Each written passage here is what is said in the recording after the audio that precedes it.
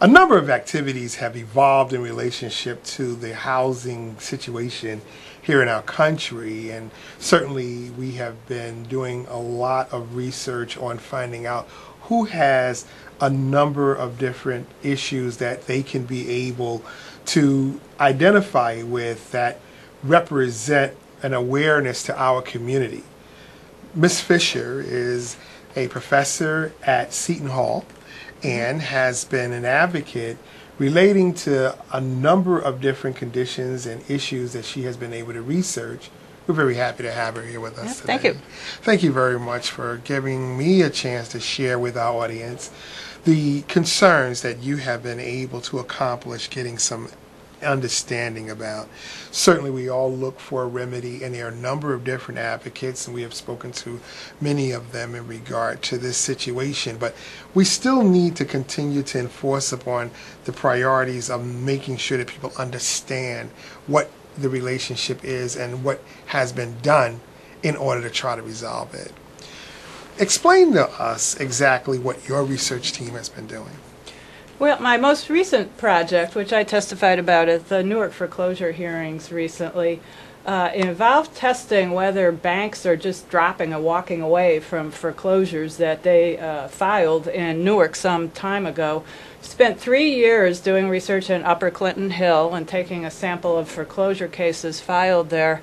And found out most recently that banks are stalling out or walking away from over a third, closer to 40% of the foreclosures that they had filed in Upper Clinton Hill between 2007 and 2009.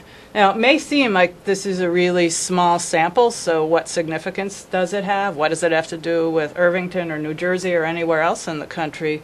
But I think it's significant because I proved by looking at court files and how long things were taking, and here they were taking abnormally long or not moving at all on finishing up their foreclosures, that the banks just had walked away. Walked away. So what does that mean? It's leaving people in limbo. I also think it's important because you hear all these things on the media about borrowers are strategically defaulting on their mortgages. Borrowers are walking away. Oh, they get to live rent-free in their houses. But actually, the studies I've seen show that to the extent borrowers walk away, it's in much smaller percentages than the banks are walking away in my study. Really? Yeah. In regard to the reality behind that, is that one of the problems that the government is having with identifying individuals who have actually now abandoned their properties? It is. I mean, it is. And, you know, you think about it, it's happening here in Newark, but the banks are following pretty standard procedures in similar communities across the country. So if it's here, you know, it's in Chicago where I come from, and there was a study there too.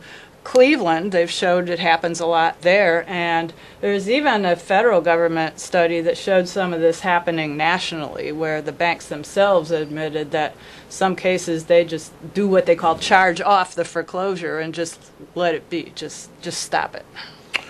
How would an individual find out if they have been targeted for that process? Well, this is only people who are in foreclosure already, so, you know, they would have received the court notices and everything. But people who are in this limbo category, they would have had nothing happen probably for a very long time. Like, for instance, in a bunch of the cases, the banks have filed for what's called default, as the homeowner didn't respond in court. You know, most of the homeowners in foreclosure can't afford lawyers, so they're not going into court.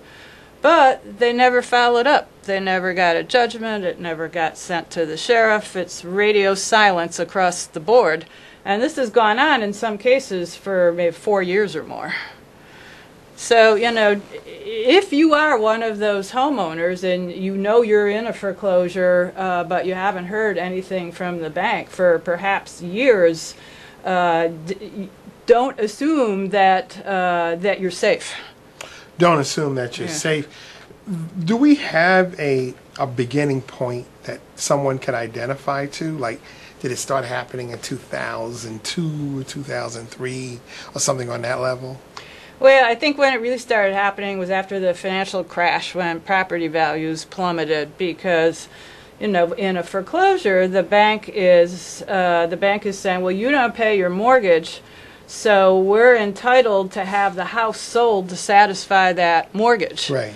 But if your mortgage is, say, $300,000 and the house is now worth only half that, $150,000, they get the house back. They can't get more than. They don't have any equity in it. They don't see a value in it. Right. And they just drop it. Right. Was there someplace we can go, a website or something that says that, you check my address and find out if that exists? Well, there is a website where you can look up your case. If you have had a foreclosure filed against you, you should have court papers that have the name of the bank that filed it and what's called a docket number or a case number. And njcourts.com is the state judiciary court system website. There is a system on there called 4 letters, ACMS, where you can look up a case and see when was the last time anything happened in it. Are there any advocacy groups that are actually helping to assist people who aren't savvy? Well, there are, and actually this is tied up all together with the whole problem of defaults and foreclosures and banks not wanting to work with people to modify their mortgages. Unfortunately, there aren't a whole lot of lawyers out there who do this kind of work. I do through the Seton Hall Law School Center for Social Justice, but on a really small scale. Legal Services of New Jersey does most of the work for low-income people in this state. They do have a hotline. Their website is lsnj.org.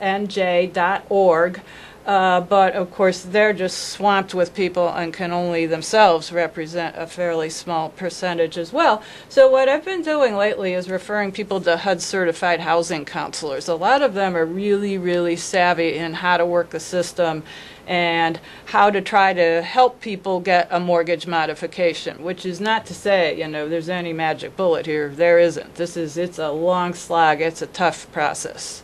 They lose the paperwork, there's lack of communication, the staff isn't well trained, that sort of thing. But still, more mortgage modifications are being done now than in the last several years. I think some of the banks are starting to realize everybody's better off if the homeowner can stay in the home with a new and modified mortgage. And there are a number of housing counseling agencies that do this sort of thing just in this immediate area. I could name some of them if I you'd understand. like. No, yeah, definitely. Sure. I wouldn't have a problem with that, or we can leave a listing of that, on our website. We can share it with the township. One of the things that I think I would like to do is just establish a credibility in relationship to your effort and who you are and what you have been doing. What is your role at Seton Hall? Well, I'm a professor of law, and I teach law classes to law students, but I spend perhaps most of my time in what's called our Center for Social Justice, which is largely a clinical program. So third-year law students, they're apprentice lawyers, are working with us on actual cases. Now, I'm a civil rights lawyer going way back, 30-something years in Chicago. But what I saw starting in the late 90s and then going into the early 2000s was it wasn't so much people looking to file civil rights cases walking through our doors as much more people complaining about predatory lending. So we started doing more and more of those to try to be responsive, to the people in the community who were calling us for legal help, and just one thing led to another. So since 1999, I've now specialized more than anything else in predatory lending and foreclosure defense with my students, and then have been doing some related research as we were talking about at the beginning. The credibility in relationship to now what has been established from your research is something that has been documented. But then again, what we did realize is that even though there have been some properties that the banks have walked away from, there are still some that they still are trying to compensate for. Right. Now, we have a number of people conditionally that are in that particular situation, and there has been an effort to try to remedy it by finding a way either to reduce the cost of the property or to eliminate the value of it being something that the banks would at least like to have. Have you been involved in any of that research? Well, not so much with the research, but we do represent clients who are seeking mortgage modifications, and most of these people are people in foreclosure or who are about to have one filed against them, and we have realized that really the modification is probably the only way out for most of these folks if they want to keep the house. You know, bankruptcy, and this is an important point I think that people should know, is bankruptcy will not save your house for you most of the time. Really? Yeah, it's called a mortgage transaction is called a secured loan, and those cannot be discharged in bankruptcy. At all? Well, few exceptions, but by and large, no. Now, there are a number of different kinds of bankruptcies that Right. exist. The Chapter 13, I don't know if it still exists. Chapter It does. 11. I mean, there was still some that even we were talking about disqualifying. But regardless of whichever one you're trying to use, it's not going to separate you from the cost of being able to be responsible for that Well, loan. exactly. No, that's exactly the point. So there, as you mentioned, two main kinds of bankruptcies that consumers could file. One's called the Chapter 7, the dissolution, where you can discharge, quickly discharge some types Right. of debt, like credit card debt usually, and related things. But you go that route, it is not going to save your house. You know, you're either going to lose the house or you can exempt the house from the bankruptcy process, but as you mentioned, you're still completely responsible. The other type of bankruptcies for consumers is a Chapter 13, which I call the repayment plan. But there you're going to have to repay over like a 3 to 5 year period whatever your bankruptcy arrears are over and above your monthly payments, and how many people can really afford to do that? Not too many. Well, you know, those were options that a number of people thought would help build the relationship to challenge the odds. And now we're finding out that that's not really going to be effective. You did talk about the fact that your study was a subset. It wasn't really a complete evaluation. How do we find out just how many individuals are affected, let's say, in a place like Irvington? Affected by the bank walkaways? Yes. Or, well, it would, to really get an exact count, you just have to slog through all the court cases and look. But you know, social scientists say that getting what's called a truly random sample of all the foreclosures can give you highly accurate results. So now in my study, I was just in Upper Clinton Hill, but if, for instance, or hypothetically, you know, I could get a random sample of, say, all Irvington foreclosures or all Essex County foreclosures and gather those court files and look at the timelines the same way I did on my smaller study. But I'm pretty well convinced that the results would come out pretty much the same. So why do I say this? Well, these servicer banks that handle the foreclosures follow uniform foreclosure procedures. It's adapted somewhat state by state, but within New Jersey, they're following the same procedures statewide. So in similar kinds of communities with similar types of property values or declines in property values, I could very confidently say you're going to see the same sorts of results. Now we all know that the worst subprime loans that people took out in the early 2000s are the ones that are most in foreclosure right now because nobody could ever afford to repay those in the first place. But there's also a big body of national research out there showing that poor communities or just low to moderate income communities of color were most targeted for the worst kind of loans. And therefore, there are more foreclosures in places like Irvington. So, you know, that just bolsters what I'm saying, too, that I would just be very shocked if the results were not the same here as they are just across the city lines in Newark. One of the disadvantages, though, is that people are not actually coming up and sharing that particular problem with us.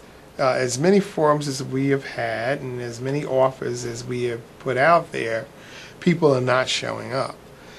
You get to the point where you think that maybe it doesn't exist. Yet you're saying that it's impossible for it not to exist. Right. Why would you think individuals are not showing up? Well, oftentimes the people that are most affected are the tenants who are in 2 or 3 family buildings too. And the landlord, may be long gone, but the tenants are still remaining there, yet they're pretty powerless, or they're going to feel pretty powerless about doing anything. And if they want to stay in their apartment, in their home, most of them seem to feel they're better off just keeping their mouths shut. Oh, wow. So that's one. And actually that brings up another point, which I also looked at the correlation between these bank walkaways or these limbo cases and vacant properties. And what I found is that the houses that are most likely to be vacant are those where the bank did finish the foreclosure, bought the house back, and it's just sitting there. Wow. Yeah, it's weird, isn't it? That surprised me. Yeah. And that really creates a real problem, because a lot of times residents are angry because they think that government, especially the mayor and people who they have elected to resolve those problems, are not doing their job. And what we're finding out is that they're kind of like got their hands tied. Well, they do. I mean, unfortunately, you've just much of the time got to go case by case by case, and each individual's financial situation with their house is unique. So somebody needs to be very hands-on and work with them. Now, that's not to say that there aren't some bigger policy solutions. I mean, those of us who advocate in favor of borrowers in foreclosure have for years kept up a steady drumbeat of these banks have to be willing to write down the principal balance on the mortgages. These people are underwater on their mortgages, meaning that, you may have that $300,000 mortgage, but your house is now only worth half that amount. So what are you to do? What's anybody to do? Up to now, the banks have been pretty much unwilling to take a haircut, as they say, or, have to eat some of that amount of that mortgage so that it corresponds more closely with the actual market value of the home, which people with jobs should be able to repay if they have decent mortgage terms. But things are starting to move a little, but it's just taking years of continuous advocacy on the federal level, on the state level, on the local level, working with the banks. There are a few bright spots. I have to say things are better now than they were a year or two ago. You would think that with so many things being uncovered and the logic of the way in which it exists, that there would be some type of concessions really brought to existence. But unfortunately, I guess because of the way that we are structured here in this government, you really have to go through a number of different hurdles before it gets to a point of remedy. What type of recommendations would you provide for us to help get to that level of remedy? Well, I've been involved almost since its inception in the Newark Essex Foreclosure Task Force, which meets monthly in Newark at the HUD offices. And this has been, I think, a really effective forum. And it was started by the city of Newark and then housing advocates as well. A really effective forum to get all the stakeholders in the in the advocacy community together to start talking about what's working for them, what's not working, to pass on information about what government grants are available for this and that, what opportunities there are for homeowners. So to keep all the Essex communities together in the task force, I think it remains just as important as it was several years ago. And that's a good point, because the task force is not just for Newark. It's pretty much a statewide, but it's focused on Essex County. Yeah, ours is this particular task force is right. Essex, yeah. Right, and so it doesn't limit the participation. I know Tony Bennett, who is part of the economic development here in Irvington, is a part of that task force. And the relationship of a real good, powerful point you made is very critical here, that now we need to really develop a way in which we put together a way of being able to get all of the different avenues for a remedy into one particular package, and then share with everyone what they need to do. Again, it's critically important that when we have these forums, whether you think you are affected or not, that you participate as a matter of awareness.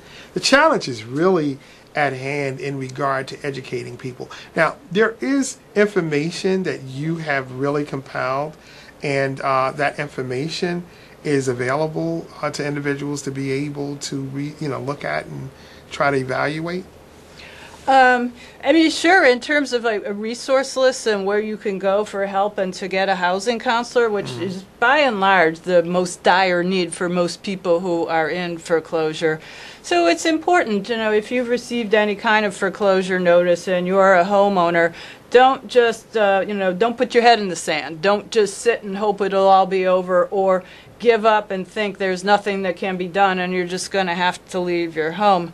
The housing counselors they're the ones who are usually on the front lines with the homeowners to begin with. And while we can't promise everybody a solution, if of course nobody in the family is working, unfortunately there's probably no way to save the home. But if people are working and if they could make some kind of reasonable monthly payments, it's usually very much worthwhile to find a housing counselor and work with them to try to get a modification or a mediated solution with the bank. Because there have been some areas that individuals have found success, especially after they've gone through the process of finding advocates that have the right answers. Certainly we here at Irvington have the Brand New Day as one of the advocate counselors for the HUD process to be able to come and be able to get some resolutions from. And if you aren't getting what you're looking for, you need to make us aware of it so that we can continue to find resources for you. Ms. Fisher here is someone who has a dynamic relationship in terms of being able to have the educational institution to help support the effort of giving opportunities and services to individuals, and we want to do it whatever we can to help support her effort. How can we be more actively involved in finding ways to support what you're doing? Well, again, I think just as you say, a lot of homeowners aren't coming forward because people just tend to be overwhelmed or give up. Something similar happens sometimes when we're trying, through the task force or some of the other networks to do some advocacy in support of statewide legislation that can help too. So for people to be involved through their local community organization, the counseling agency, whatever, to actually show up and be willing to tell their story testifying to a committee and the state legislature, that can be very, very powerful. This is going back a little bit to the early 2000s, but I was extremely involved in getting New Jersey's anti-predatory lending law passed. Really? And that went on for almost 2 years. And I would go up and tell the stories of some of my clients and the kind of horrible frauds they'd been subjected to. And that in itself seemed to make a real impact. But an even stronger impact is to get the actual borrowers in there. And we were able to get a few brave souls who were willing to talk and tell the legislators what they'd been through. That's what makes it real to the people who have some power to pass legislation or do something. Well, we are definitely going to follow up on that recommendation. We're looking at a July 10th date, I believe, that we're going to have a forum that is going to invite individuals who are in situations similar to the one that we were just sharing with you, and be able to give us an opportunity where we can document the relationship of individuals that need to have some type of remedy to their issues. We look forward to building the kind of relationships that are necessary to see this town where it can be better equipped with helping people who are challenged with this disparity. We are involved with so many efforts that it's necessary that you would contact us either through the website of the township, theirvington.net, or you can be able to contact us by calling me directly, 973-847-1983. Professor Fisher, what would be a way that if anyone was interested in talking to you would be able to contact you? Well, something that happened at the Newark foreclosure hearings very recently was I talked to more than one, but one homeowner who I particularly have in mind because she lives in Montclair, near where I live. And she was in foreclosure herself and just had no idea where to turn. So we were able, at the hearing during a break, to hook her up with housing counseling. And I hope, I haven't heard specifically what happened, but I hope she's on her way to finding some sort of solution. So you're saying the best effort is that, because you're going to be at that forum, that we have is to come to the forum, and after the presentations that we have an interactive session. And those individuals who are looking for the kind of guidance, who definitely can find the resources at that particular time, because we certainly have a number of advocates that are going to be there, would find the best options in that regard. And I think that's really a real good solution. And are people from Brand New Day going to be there?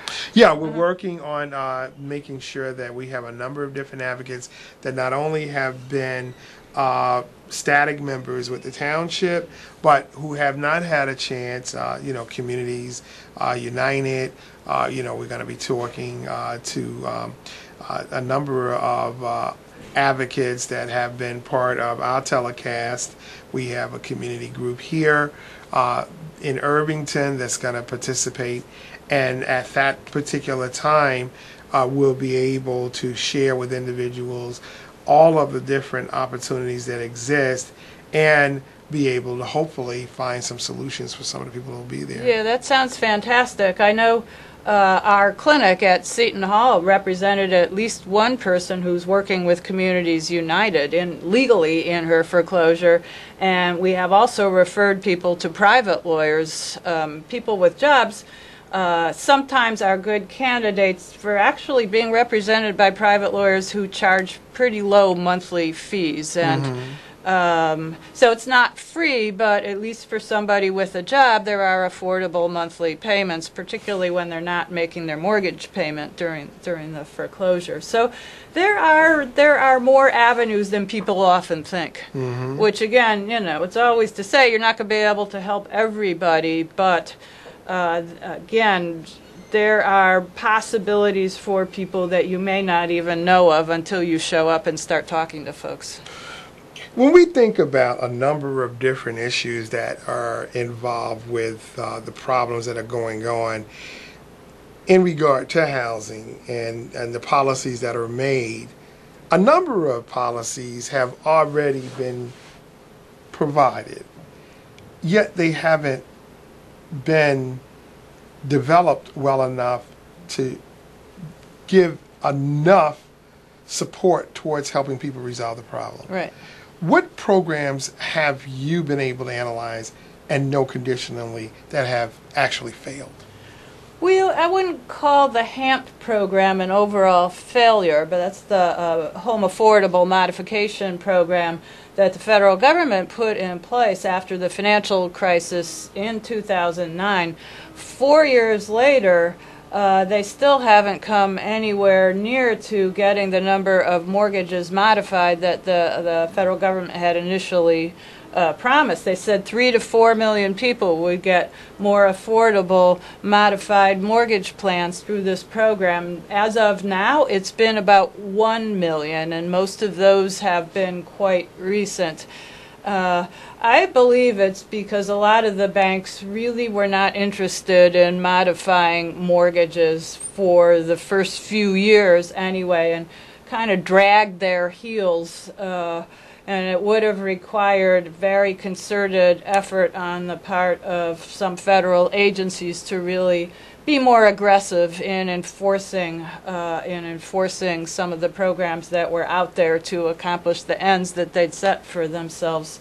We're seeing a little bit more now. I know virtually all of the attorneys general across the nation settled a big case with the 5 biggest mortgage servicers, that is the biggest banks in the country that are handling mortgages and foreclosures, a year ago, in which the banks did promise to give some relief to people in foreclosure.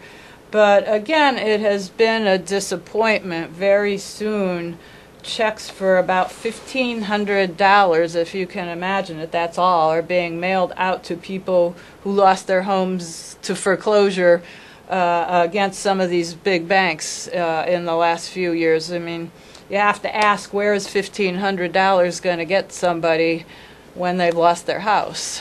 Well, what kind of formula are they using to give somebody so little amount of money in the regard of saying that this was supposed to be a remedy?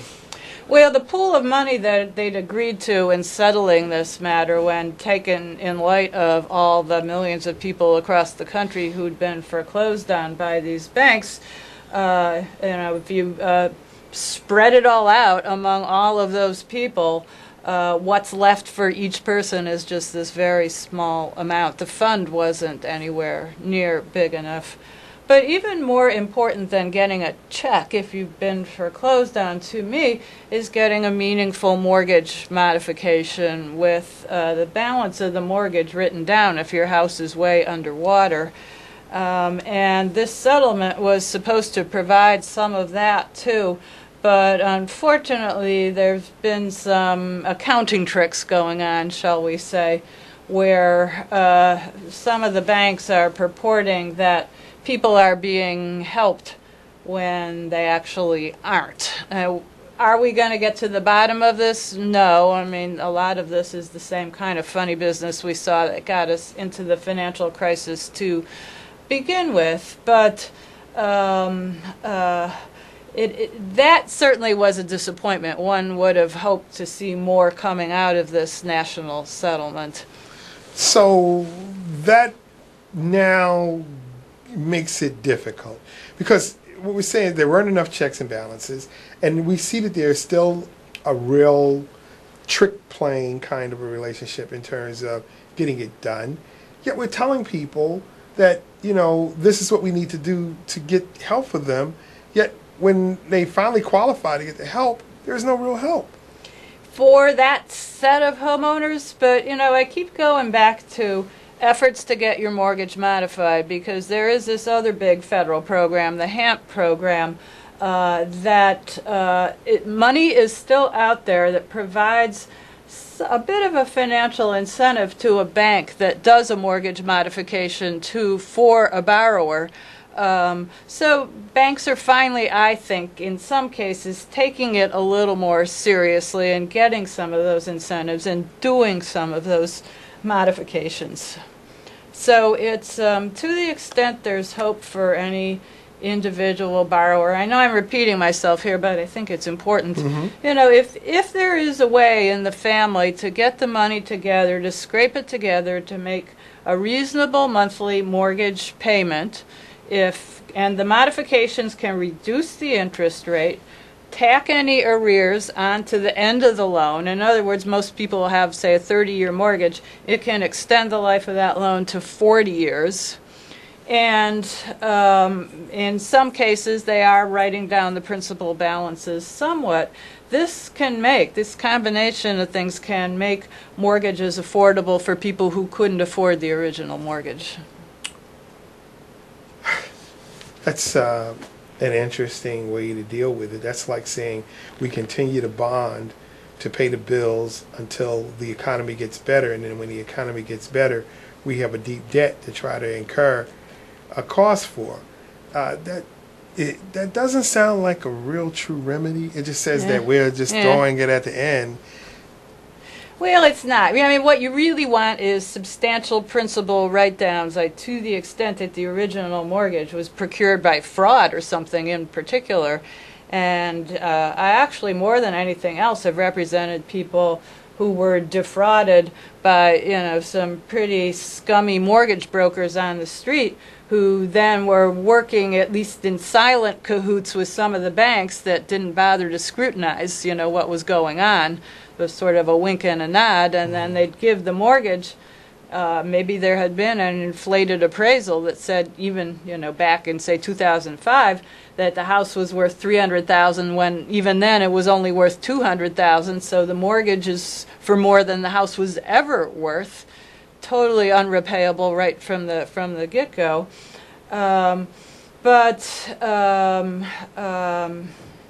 You know, there was just an awful lot of fraud when people could make money from flipping mortgages quickly.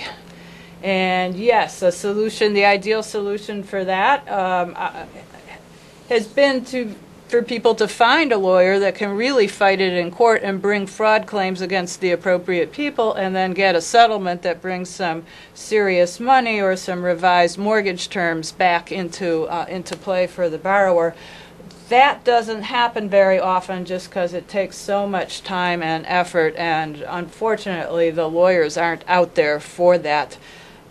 This is a really shocking statistic, but the director of the New Jersey statewide office of foreclosure told me several years ago that in a typical year, 94% of borrowers in foreclosure do not have lawyers. So only 6% have lawyers. And obviously, it's a low percentage of people who get resolutions. Right. Because that's the only way it's going to happen, unless government enacts some kind of policy that's going to give resources. Well, and then that's where, if you can't get the lawyer, get the housing counselor, though. Yeah.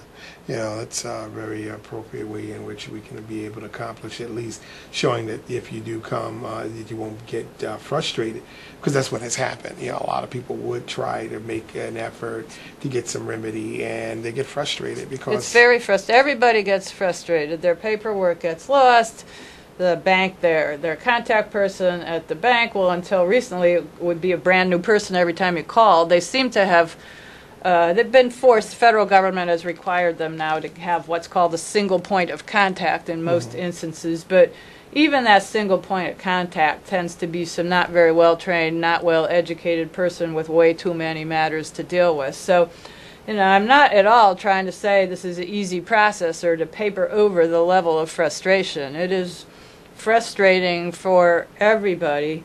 But when you realize for most people this is the only way out, you know, the only way out is through, right? You got to just keep resending that paperwork every time they lose it. Wow. Well, you know, we're very happy that you have taken an opportunity to come to our studio and give us a chance to share with our viewers the kind of relationships that we're building to find the type of opportunities that will show awareness being brought to our community through our program, We Care Partners. And we're certainly going to be looking forward to finding another forum, hopefully maybe coming over to Seton Hall, and being able to get a growing knowledge of understanding how we can work together as we move forward. That sounds great. We thank you very much for coming, and we really are happy that you're here, and we'll be looking forward to working with you as we go forward. All right, thank you. Thank you very much. Thank you, and thank you for tuning in.